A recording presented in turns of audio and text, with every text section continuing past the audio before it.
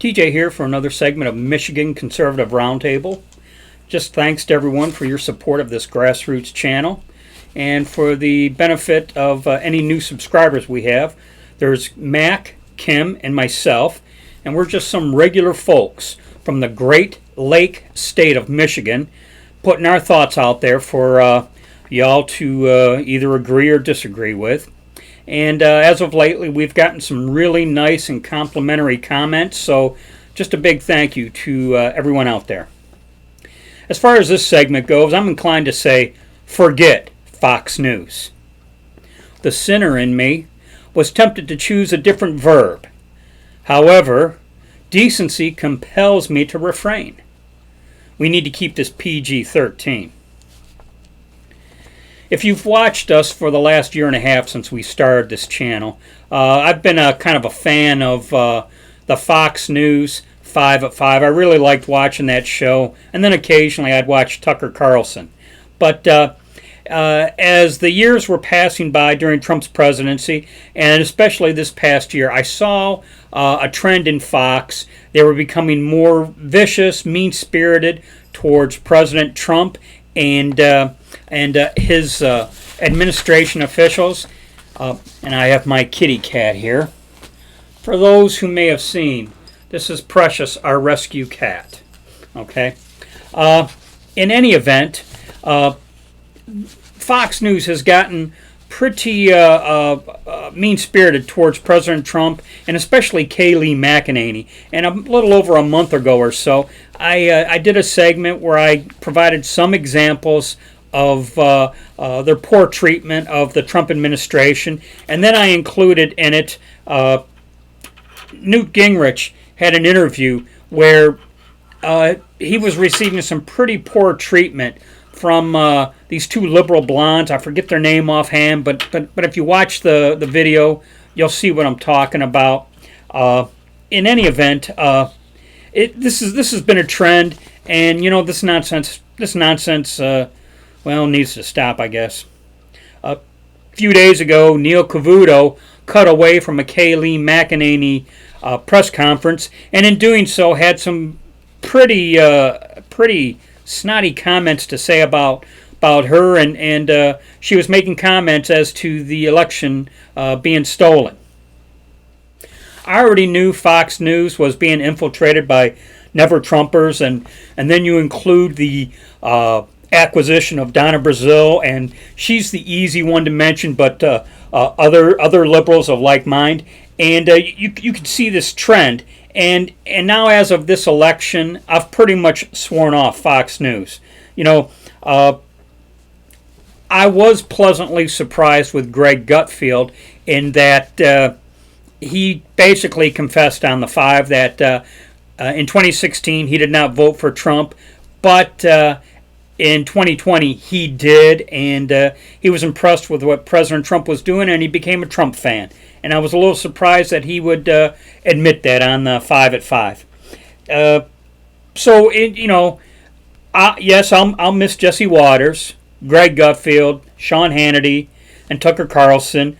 But sorry, guys, I don't see that being enough to change my mind. I've been reading mixed reports. It appears like they've fired Janine Pirro. I don't know if she's fired or just on some kind of a hiatus, but because they haven't really said what's happening with her from what I've seen. So in any event, Fox News' conduct this past election season, in my opinion, is unforgivable. Bridges have been burned. Injuries will not be forgotten. I've read some interesting news articles how Fox News is already suffering in the ratings. And in Gateway Pundit, I saw an interesting article where they cited ratings from Adweek. And Adweek is an organization that releases data that companies kind of use or refer to when they make decisions when and where to advertise. So per Adweek, and this data is from Adweek, per Adweek, in August, Fox News was doing really well. They had a total day number of viewers at 2,278,000. and per ad week, I'm going to assume ad week's correct. And then they cited CNN and MSNBC, and combined they had 2,629,000. So basically, CNN and MSNBC, they had to combine to beat out Fox's numbers. Since the election, and since Fox has want to smear the Trump supporters, we'll say, since the election, Fox News has dropped to 1,998,000 viewers in a day, and CNN and MSNBC, believe it or not, increased with a combined total of 3,831,000. Now, in regards to Fox's number of 1,998,000, that would have been a whole lot worse had it not been for Tucker Carlson and Sean Hannity. Those two guys single-handedly basically saved Fox News from going completely under. And here's some more data here. Neil Cavuto has lost over 200,000 viewers.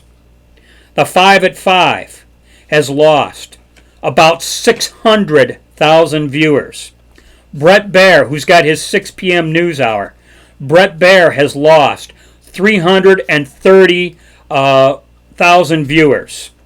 Martha McCallum, her 7 p.m. show, has lost 400,000 viewers. Laura Ingraham, and I guess she's still trying to fight against the lean to the left, but she's going to suffer also. She lost 491,000 viewers.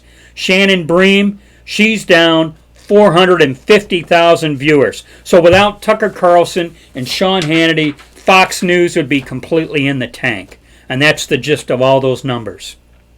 It's estimated that 72 million people voted for Trump. It's also estimated that at least 80% of that 72 million believe the Democrats are stealing the election.